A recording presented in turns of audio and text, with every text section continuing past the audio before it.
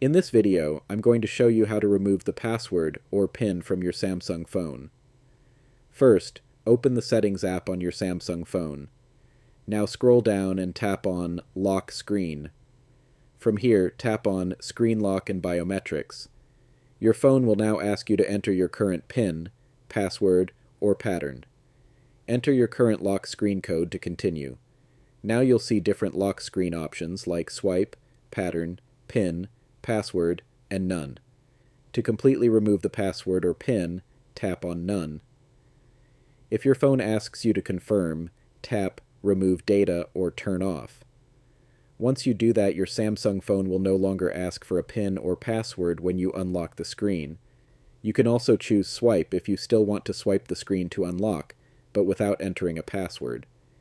Keep in mind, removing your PIN or password makes your phone less secure, so only do this if you are comfortable with anyone being able to access your phone. And that's it. This is how you can remove the password or PIN from a Samsung phone.